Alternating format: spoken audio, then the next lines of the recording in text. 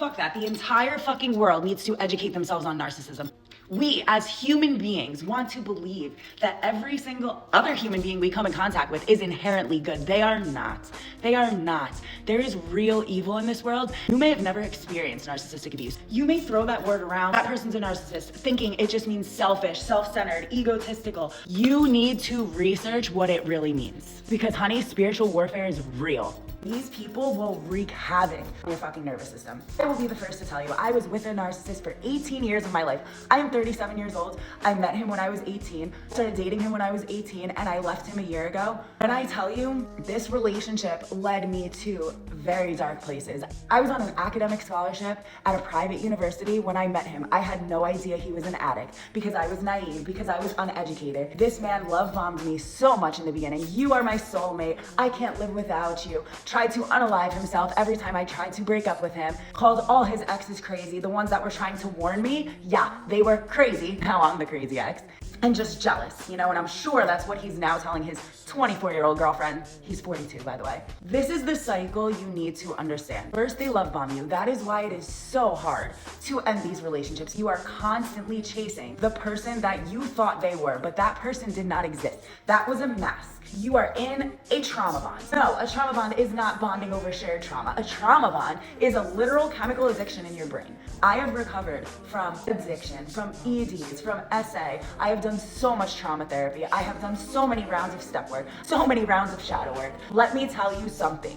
I have recovered from heroin addiction. I have 5 years sober. Breaking this trauma bond is 1,000 fucking times harder than breaking the addiction bond. It's a human being because it's a person that is disguised as love. The devil does not come to you saying, hey, I'm the devil, I'm here to destroy you, right? The devil's a trickster. He comes to you disguised as everything you ever wanted, disguised as love. Abuse is not love. Control is not love. Jealousy is not love. Someone trying to stop you from hanging out with your friends is not love. That is a red motherfucking flag. And every human being that does that may not be a narcissist. They may just have narcissistic tendencies. They may actually just have trauma that they're trying to work through, but you have to know the difference. You have to recognize the cycle. So first, they will love bomb you.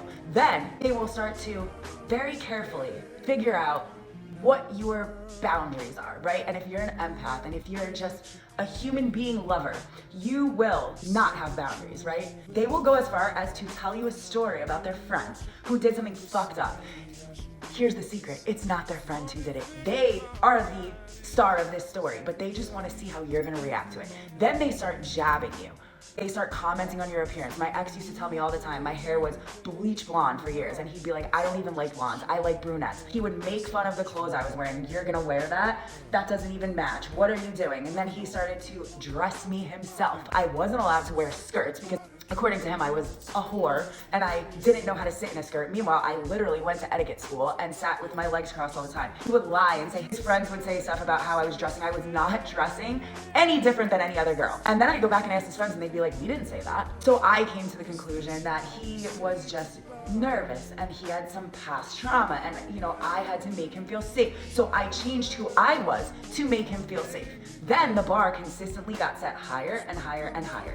You will never, ever, ever be enough for them. Actually, every time you allow them to cross a boundary or succumb to the control they're trying to put over you, in their head they're like, you're so weak. You think you're weak.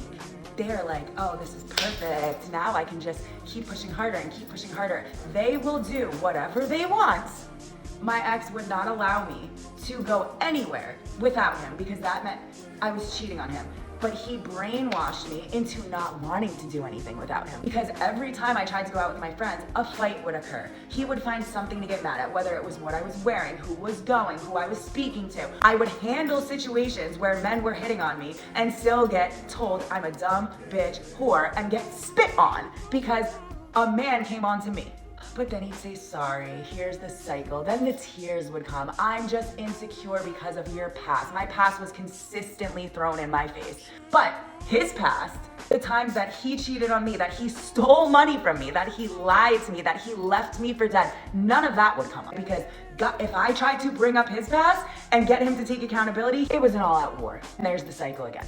The mask starts to slip. You start to see, like, this person isn't right in their head.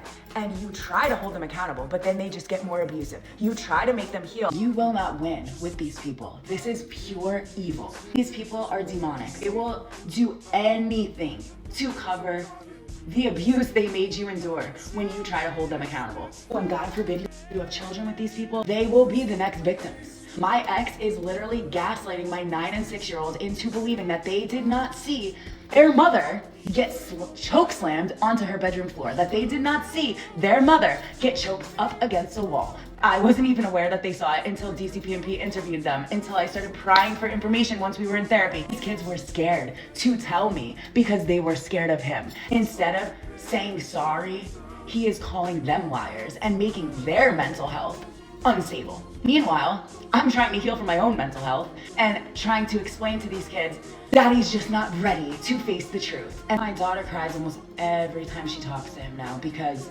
she cannot get over that Daddy is a liar. These people will ruin your mental health, your children's mental health, your family's mental health. Anyone who loves and cares about you has to watch you go through this cycle. Please educate yourself. Please educate your children.